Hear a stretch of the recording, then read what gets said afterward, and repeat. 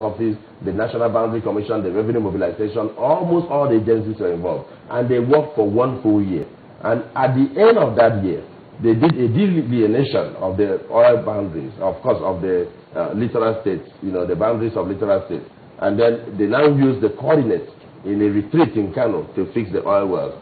So we recovered some of our oil wells from Rivers State. But of course, the new governor of Rivers State, Governor Mechi, was not happy. He said we must go back to that agreement where the Akwa Ibom 86 oil wells were given to Rivers State. And so he went to the Supreme Court. And in the wisdom of their lordships, it was decided in favor of Rivers State that the oil wells should go to Rivers State by agreement. And there was an agreement.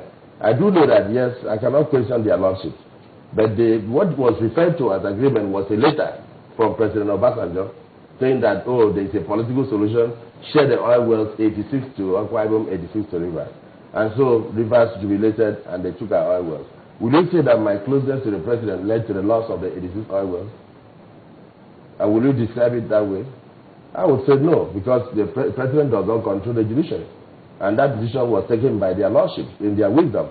Now, the question of Cross River State, I never went to the court. It was Cross River State that went to court to attempt to get an interpretation of the International Court of Justice's decision of 2002, ceding Bakassi to Cameroon. And I tried to explain at that time that they should not go to court, that as brothers, we could arrive at a solution where they could still get monthly allocation without necessarily owning the oil wells. And but in their wisdom, they went to the Supreme Court.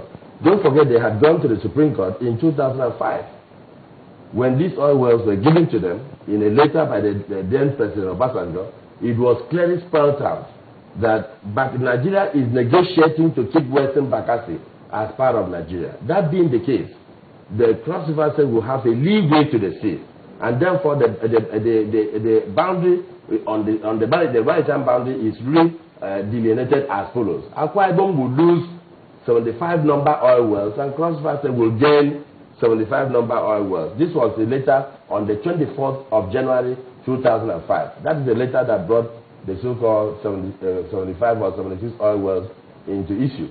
And so immediately that letter was written, those 75 oil wells were taken away from Akwa Ibom and handed over to Cross River. And many Nigerians are not aware of this. And of course, Akwa Ibom did not have any objection because we came from Cross River, said we are very close, the two states are very close. So when I came in as a governor, I did not file any case against Cross River State. In fact, when the issue came up, it came up in 2008 because Cross River State took that letter to the Supreme Court in 2005 and said Supreme Court should rule, since they had a case on the land boundary between us and Cross River, between Odukwane and Etu. They should use that letter to also delineate the maritime boundary. And Supreme Court said no, that it appears to us that if Bakassi goes totally to Cameroon, you are hemmed in and you are no longer a littoral state. And you cannot cross over Cameroon territory to go and own oil well on the deep sea. And therefore, come back to us in 2010 when the entirety of the handing over would have been completed. But in 2008, the handing over was completed by Ondoka, the then Attorney General of the Federation. And when the Cameroon took over the entirety of Bakassi, and Western Bakassi went to Cameroon, the result was that Cross River State lost its littoral status. And the international boundary line, which is known as the Amadou Ahidjo Gowon line, was restored. And the implication of that is that Cross River was now severed from being a littoral state. And these oil wells we are talking about are on the ocean. So automatically, Nigeria cannot call Cameroon and say, oh, because we initially made a mistake and gave these oil wells to Cross River State, thinking that we will keep Western Bakassi. Now we are taking Western Bakassi, come also to Akwa Ibom and take the 76 oil wells. No. Automatically, the oil wells were returned to where they belong, to Akwa Ibom.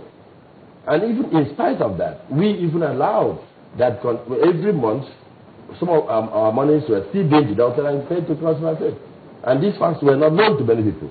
So when Cross River State eventually went to the Supreme Court, of the judgment or the magnanimity of your states? No, the thing is that the two states are very close, and then we are both sister states, and so there's really we have never had any acrimony, and we will not have.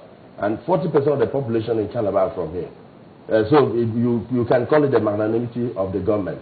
And I didn't do it alone. I also did it with the cooperation of the House of Assembly. They allowed me to do that. So, but when the Supreme Court judgment came, Of course, you know, just a few months before the Supreme Court judgment, you had a flurry of activities and misinformation and all that, and people didn't even know it wasn't me or the state government that went to court. No. Some people called me and said, this case with Cross Versa. I said, which case? I had no case with Cross Versa. They wanted a further interpretation of the Supreme Court decision of 2005. They wanted maybe a little bit of variation of that judgment. And their lordship said no. That so long as that international boundary line had been restored, you cannot cross over the international boundary line to own oil wells. So is the matter concluded now, even politically? No, politically the presidency is looking into it, and I'm also supporting it, that we must make sure that Cross Versa is compensated for the loss of revenue. We can't allow them to suffer permanent their financial disability as a result of the loss of Bakassi, because it wasn't through their own fault. What about... I'm supporting a permanent solution in terms of continuous compensation to Cross Versa. Okay, when the PDP Governors Forum was created, which you chair, there's the impression out there that the Nigeria Governors Forum, which is headed by Rotimi Amaechi, Governor of Rivers State, something that maybe politics gone wrong, and then they also think that, well, your relationship with him might have suffered the setback, because some say he was not even, he walked out, or that he was not present when you eventually became... No, you see, this is the problem. I must it's the relationship conflict between you and... I must advise that Nigerians must practice responsible journalism. We shouldn't, we should stop this sponsored write-ups in newspapers. Sometimes you look at the papers, in fact, there were instances where you see headline, Jonathan's group, or Jonathan fails to remove Amaechi, and all that. Nothing like that has ever happened. The only thing that happened within the Governors Forum was that our chairman, Governor Amaechi, attempted to go for a second term, to reinstall himself. We said no, that the agreement we had was that one should go for only one tenure. And then a constitution was suddenly produced, which we disputed. We said no, that when we drafted the constitution, including the chairman of that constitution drafting committee was the current vice president of Nigeria. The vice president, Nnamdi Sambo. That we said we enshrined a provision that it should only be one tenure, so that there will be no acrimony within the rank and file of governors. And that the southern part would do 2 years, the northern part would do 2 years for equity.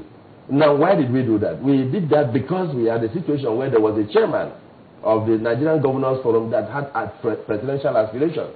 And then we were no longer having meetings.